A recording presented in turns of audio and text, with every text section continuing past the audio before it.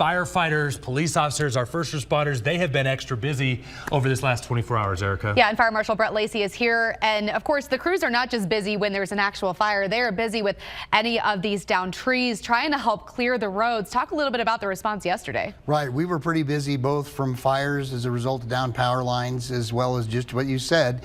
A lot of trees had fallen in roadways, and obviously those are important for us to get to other emergencies. So we were busy clearing some of the larger trees, getting those out of the roadways, and then responding to the fire incident. And then when these reports are coming in real time to like the utilities companies, we see video of your teams in action. We had a fire up on Cheyenne Mountain, for example. Of course, a lot of people taking notice of that because of what we've seen in these windy conditions in Colorado in the past. So you guys were on it. Right. Well, thank you to the relationship that we have with the National Weather Service and all of our weathercasters and meteorologists.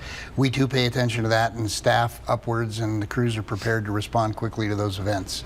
So we were able to get on those very rapidly. And of course, it takes all of us to try and prevent these fires, especially when it's so windy like this. It really doesn't take much for a small spark to possibly even turn into a wildfire, a grass fire. We saw some of those yesterday. Talk a little bit about what your message is to people watching. Well, I would say obviously we may not be in a red flag condition here in El Paso County, but I think what's important to note is that the high winds, even with dry fuels, regardless of that lower humidity component, can still cause fire to spread very rapidly. So I'm asking everybody to please be very safe with fire. Don't use any open flames.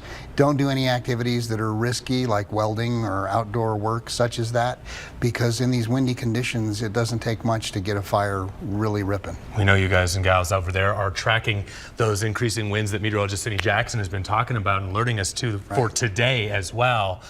Y'all are going to be busy, so thank you for taking the time to join us and talk to our viewers as well about all the important work you all are doing. Well, I appreciate the opportunity to do that, and I encourage everybody to go to COS Ready, where you can sign up for peak alerts and get more information on wildfire preparedness. All right, Fire Marshal Brett Lacey, thank you so much. You're not going anywhere. We're going to speak with you again in about 30 minutes. Yeah, a lot to cover here, and as well, make sure you have our breaking weather alerts sent right to your phone as things are changing minute to minute. Download our app right now. It's on the App Store. It is free, and it's very important to have that resource as well. We'll be right back.